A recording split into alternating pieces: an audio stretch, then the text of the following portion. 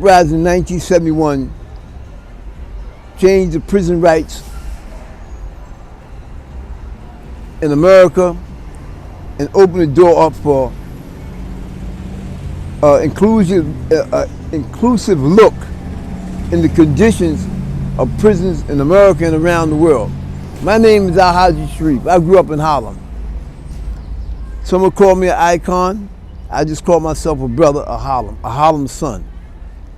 My goal today is to speak about the role that the African Americans and Muslims played in Attica in 1971.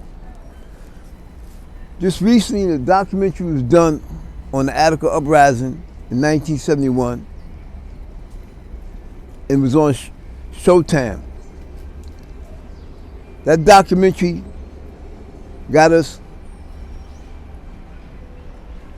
close to Academy Award for this year of 2002. Stanley Nelson and Tracy Curry produced that documentary called Attica on the uprising in 1971.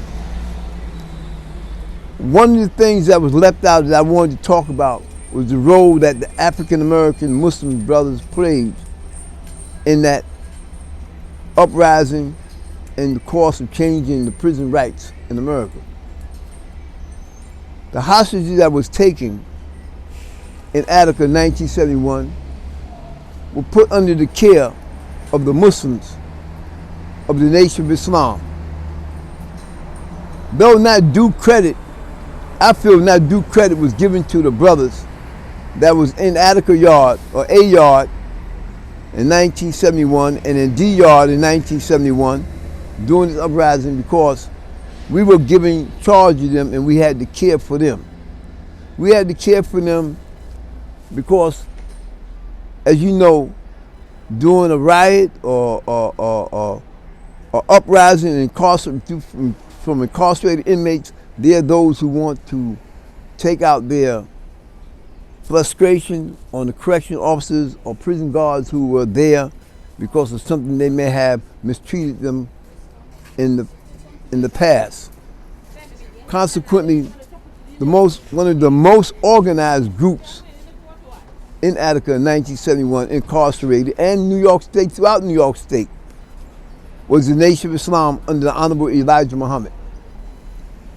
Honorable Elijah Muhammad taught us to be a well-disciplined group, to respect those in authority, and also not to abuse anyone that was our captives or anyone that was under our authority. Also, as we jump forward a little bit in learning and reading the Holy Quran, Prophet Muhammad, peace be upon him, told us that you don't abuse your captives. This is another thing that we were years in ahead. I hear many people say that the Honorable Elijah Muhammad was not teaching Islam. The Honorable Elijah Muhammad taught Islam in so many ways that we're just a little ahead of our time, something to give him credit for.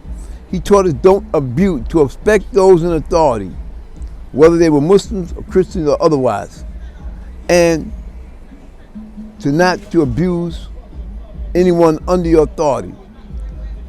The Muslims in Nation of Islam in Attica in 1971 were given charge of the correctional officers that were held hostage, because we were like I said, one of the most organized groups, and we were also very, very disciplined groups. But we also got a lot of flack from other inmates who seemed to us to felt that we were traitors, because we would not allow them to hurt or to abuse the correction officers.